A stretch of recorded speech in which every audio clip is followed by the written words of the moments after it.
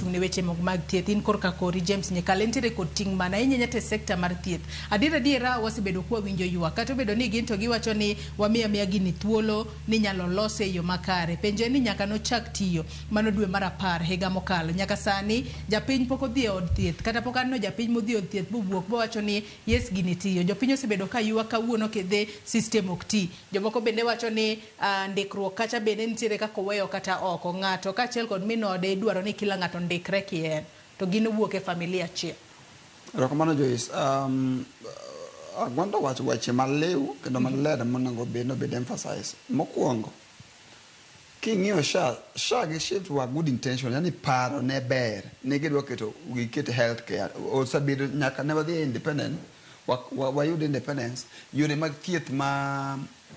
joma tuo ka nyaka osebedo gi gwandruok yo mang'eny. Koro the idea was good, the strategy is bad. Chal ka gima kapok aduogo kata wach ni manye kalo. Chal ka gima mana kaka gwanda wacho ng'ato nodhi ong'iyo to wacho ni mai sakash kaw. Ere kaka dang wati gi gini mondo wakonyre ke wan kapok jopiny en. To kwa develop system kata kuonde mwatiye consultancy ikungi develop a model mi test run. Mi ng'i ni gini ber ne ere to rach ne ere to gaps ne di bedo kanye to wanyalo bedo gi tungruok kanye mu chako wakon gini kendo mi chaki test run direyo mi chaki ng'i kendo kuma gaps nitie mi test run dide kisa test run dide koki roll out to roll out bok time ni papcha etimo gradually yo ma gimoro nyalo bedo maber intention nyalo bedo maber lakini yo mo bedo conceived gi bedo run go koro bedo marach koro miyo shida bedo. Healthcare ma pota keto in general healthcare ni kuma very sensitive ga nikech en gima mar jopiny en ok kawe mi keto tenda mana ka agwanda wacho ni nane no weche mag company nyiso ni ago between no sare ne healthcare kae machalo gi mayore ma chiemo nyalo bede koro jo pap no dio bede kind SHA gi men sirikal to gi jopiny modhi oketho fine wan koro kuma wantiere sana ni NHIF grangwa doge nyikalo saketo bedo sani en jakom mochung'ne idara mar health ang'o madang watim kitreni gaji kitreni gaji ne to idie kambi mora nyaka serikal ji onge kuma makosa nitie gik miwinjo wacho gi iwone minister mar health care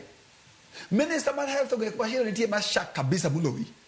permanent secretary ong'eyo director of medical health ong'eyo kero ong'eyo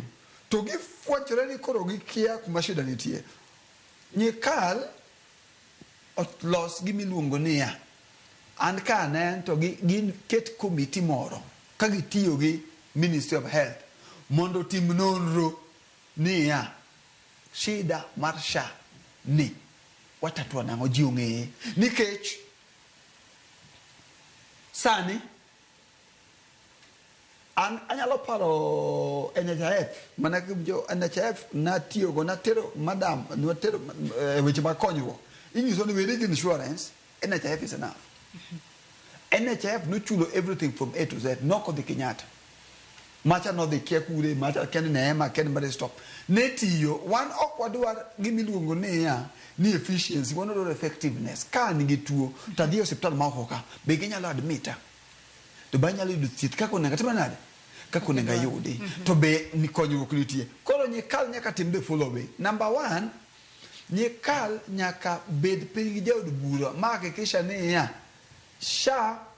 and shift and government property onego bed run gi government kanitiere service provider sirikal is a institution sirikal ok run kambi mag ICT kanitiere service provider moro mikelo manyalo collect revenue nikech revenue go bedo ka collect third party tikele kela to konyo revenue collection to bedo efficient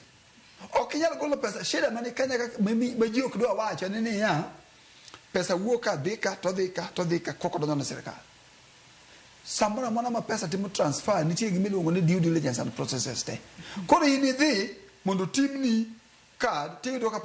system ola system tiyo koni system tiyo backend jo middleman ka go system piny mangiso ni koko chulo ji pesa ndala moko na ngato ngisa jaduonga Gwanda Nairobi County ka ni koko chulo contractor pesa mar parking system to contractor collapse the system. We are having a big problem with the system. Kuro na tem park to kinyal park the system. Nyikal obed pay or chiwo recommendation mangiso ni between SHA to gi kembe manentiere manoketi gi scrap out this company gi make it efficient. Kisa making efficient processes mark kato gi build trust number 2. Kate meja wuyo kodini and not you insurance poka trust SHA. Ai we wawinja ne